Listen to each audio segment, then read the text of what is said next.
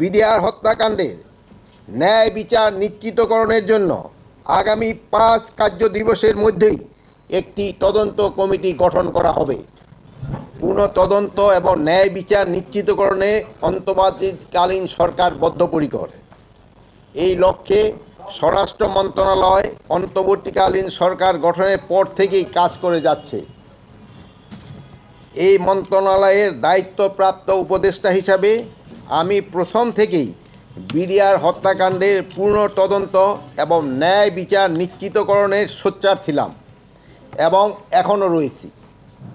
এই বিষয়ে গত 2রা সেপ্টেম্বর 2024 তারিখে স্বরাষ্ট্র মন্ত্রণালয়ে প্রথমবার এবং গত 4 নভেম্বর 2024 তারিখে বিজিবি সদর দপ্তর পরিদর্শনকালে দ্বিতীয়বার ঘোষণা প্রদান করি যে এবং যা বিভিন্ন প্রিন্ট এবং ইলেকট্রনিক এবং অনলাইন মিডিয়ায় প্রচারিত হয়েছে।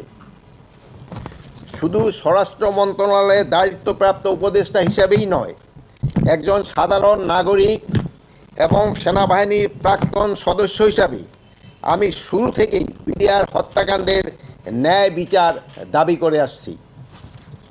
বর্তমান অন্তর্বর্তীকালীন সরকার বৈষম্যহীন সমাজ ও রাষ্ট্র প্রতিষ্ঠার লক্ষ্যে জনগণের অধিকার, সুশাসন ও ন্যায় বিচার প্রতিষ্ঠা করতে বদ্ধপরিকর। আমি এখন সকলের অবগতির জন্য ঘোষণা করছি, বিডিআর হত্যাকাণ্ডের ন্যায় বিচার নিশ্চিতকরণের জন্য আগামী 5 কার্য দিবসের মধ্যেই একটি তদন্ত কমিটি গঠন করা হবে।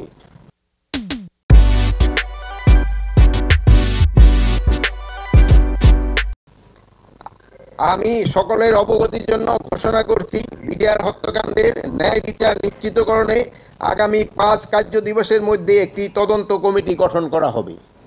অথবা আপনি যেটা বলছেন হয়তো ওইটা হইতে পারে। এই কমিটিতে থাকবেন হলো অবসরপ্রাপ্ত বিচারক, সিভিল সার্ভিস, সশস্ত্র বাহিনী ও পুলিশের অবসরপ্রাপ্তদের নিয়ে গঠিত করা হইবে।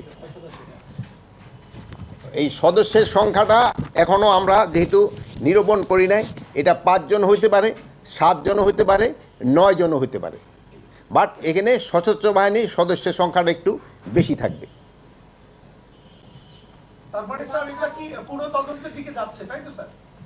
পূর্ণ তদন্তের আদেশটা দিতে পারে হলো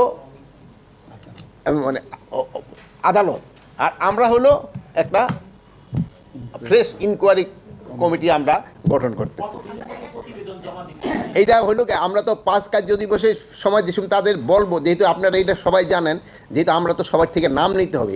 এই কমিটিতে অনেকে দেখবেন আসতে চায় না, তো যেমন এখন আপনারা এখানে সবাই সোচ্চার, কিন্তু আবার বলি ভাই এই কমিশনে আসেন, সেই সময় দেখবেন আবার অনেক হইতে চাবেন না।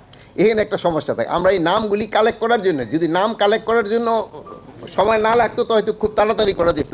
এই নামগুলি পাওয়া যাওয়ার পরে তাদের সাথে তো একটু ডিসকাস করে আমরা সময়টা দিয়ে দেব।